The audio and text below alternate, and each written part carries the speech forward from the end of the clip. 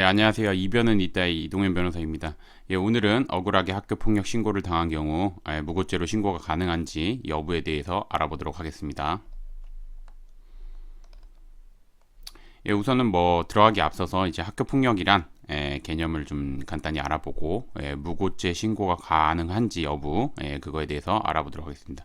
그래서 우선 보면 학교폭력은 학교 내외에서 학생을 대상으로 발생한 상해, 폭행, 감금, 협박, 약취, 유인, 명예훼손 이렇게 쭉 나오죠. 이거 등을 의하여 신체, 피해 학생에게 신체, 정신 또는 재산상의 피해를 수반하는 행위를 의미합니다.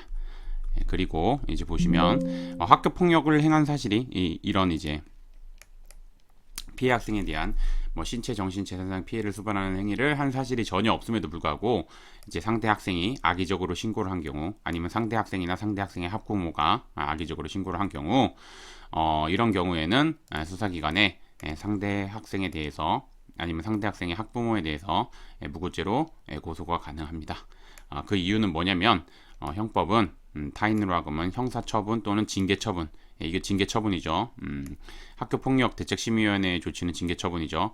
받게 할 목적으로 공무소 또는 공무원에 대하여 선생님들, 공무원이시죠.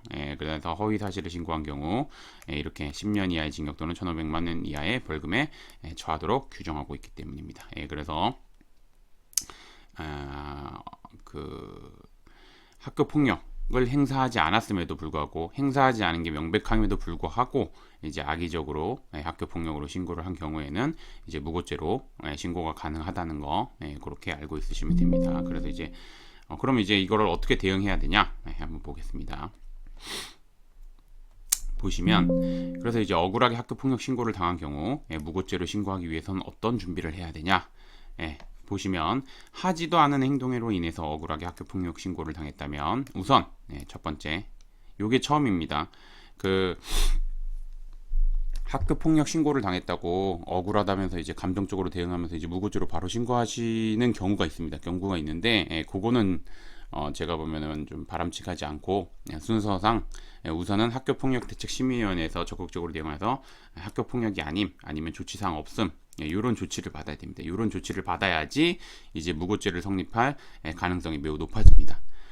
그래서 받아야 합니다. 이를 위해서 상대 학생과 주고받은 메시지 내용, 주변 학생들의 진술들을 바탕으로 학교 폭력에 해당하는 행동을 하지 않았을 뿐만 아니라 상대 학생이 주장하는 행위 자체가 없었다는 거, 이런 거를 좀 적극적으로 주장해야 됩니다.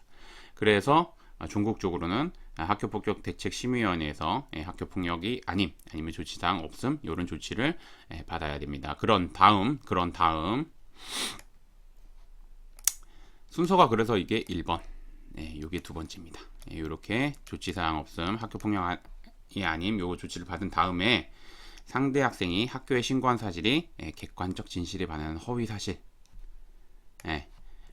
학교폭력대책심의위원회에서 학교폭력 아님, 조치사항 없음 등 조치가 내려졌다는 점.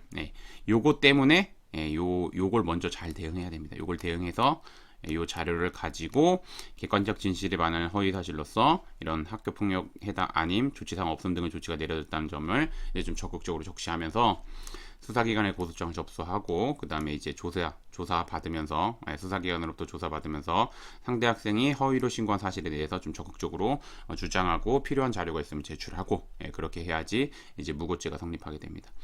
특히나 이제 무고죄 같은 경우는 성립 자체도 조금 이제 어려울 수 있습니다. 단순히 이제 그냥 내가 조치사항 학교폭력 아님 조치사항 없음 받았는데 무고죄로 바로 신고할 수 있는 게 아니라 여기서 보시면 객관적 진실에 반하는 허위 사실을 신고했다는 거를 이제 학교에 이제 제기했다는 거를 입증해야 되는데 그걸 입증하기 위해서는 이제 좀 객관적인 자료도 필요하고 그 다음에 이제 좀 법리적인 대응도 필요합니다. 그렇기 때문에 좀 무고죄 같은 경우는 솔직히 성립이 되면 또 굉장히 엄중하게 처벌됩니다. 이 무고죄는 왜냐면은 솔직히 피해자가 상대 학생이 피해자라고 볼 수도 있지만 그 공공기관 자체도 이제 피해자라고 보기 때문에 이게 죄질이 되게 안 좋다고 봐서 굉장히 엄중하게 처벌되는 만큼 엄중하게 판단하게 됩니다. 그래서 좀 적극적으로 대응해야지 이제 성립이 가능합니다.